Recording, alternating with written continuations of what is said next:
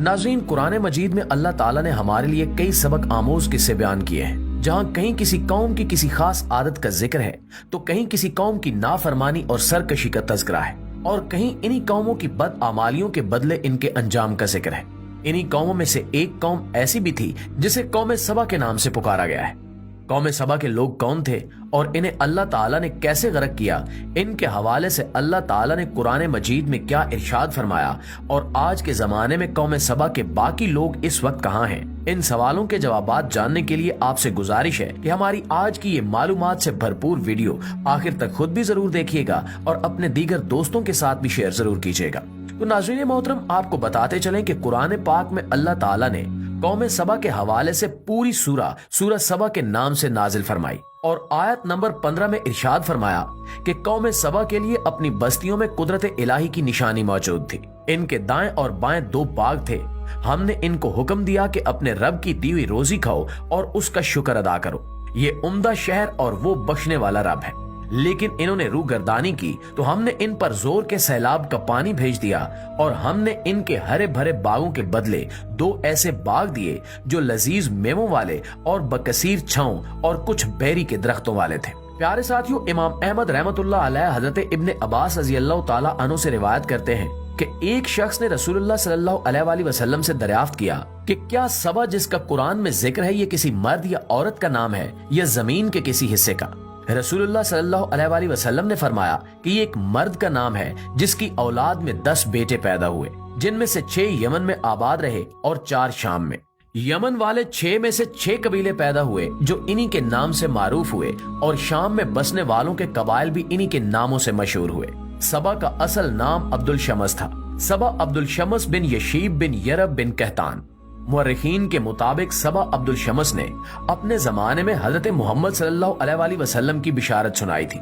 सबा की औलाद में बाज की सल्तनतें मिस्र, शाम, ईरान और हिंद तक फैली हुई थी, जिनकी यादगारें आज तक बाकी हैं। नाज़रीन, इब्ने कसीर के मुताबिक यमन के दारुल हुकूमत से 3 मील के फासले पर एक शहर मारब आबाद था, जिसमें ये कौम सबा आबाद थी। 2 पहाड़ों के दरमियान आबाद ये शहर पहाड़ों से बारिश का पानी आने की सूरत में हमेशा सैलाबों की जद में रहता था। इस शहर के बादशाहों ने, जिसमें मलका बिल्किस का नाम भी काबिल जिक्र है, दोनों पहाड़ों के दरमियान मजबूत बंद यानी डैम तामीर किया, जिसने सैलाबों को रोककर पानी का जखीरा बना दिया। बंद के अंदर ऊपर नीचे पानी निकालने के लिए 3 दरवाजे रखे गए थे। पहले ऊपर का दरवाजा खोलकर उसका पानी लिया जाता।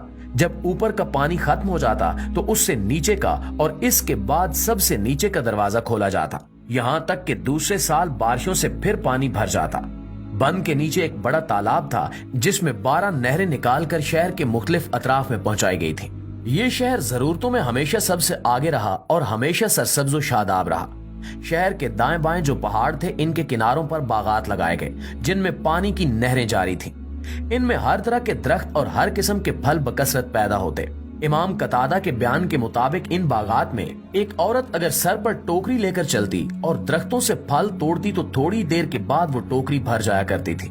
कुरान मजीद में कौम सबा का जिक्र मौजूद है और अल्लाह ताला ने कौम सबा के हवाले से पूरी सूरह सबा के नाम से नाजिल फरमाई। अल्लाह ताला ने अपने अंबिया के जरिए इस कौम को पैगाम पहुंचाया कि नेमतों का शुक्र अदा करो, अमाले सालिया और इताअत अहकाम इलाही के साथ करते रहो। अल्लाह ताला ने तुम्हारे शहर को बुलंदो बाला बनाया है और सरसब्जो शादाब बनाया है।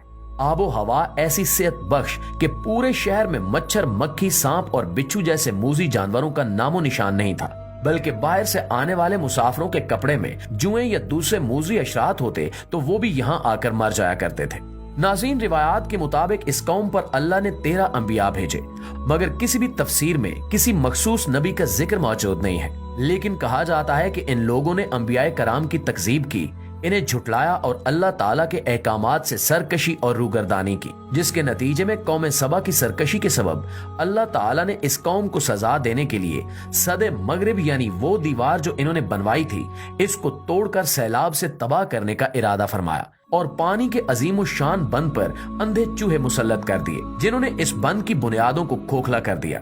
चुनांचे जब बारिश और सैलाब का पानी आया तो उस पानी के दबाव ने इसकी कमजोर बुनियादों को तोड़कर इनके ऊपर सैलाब मुसल्लत कर दिया और बिल आखिर इस बंद के नीचे जमा शुदा पानी पूरी वादी में फैल गया।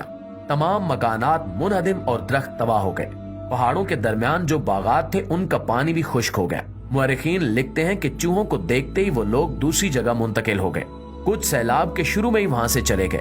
6 कबीले इनके यमन में फैले, 4 कबीले शाम में और मदीना मुनव्वरा की आबादी भी इन्हीं कबाइल से शुरू हुई। इसी सिलसिले में बहुत से लोग सैलाब से बचकर भागे और मुख्तलिफ शहरों में जाकर आबाद हो गए। ये भी अजाब का हिस्सा था कि इनके बागात भी मुकम्मल तौर पर तबाह कर दिए गए। अल्लाह ताला ने उन बागात की जगह ऐसे दरख्त उगा दिए जिनके फल बदमजा और खराब थे।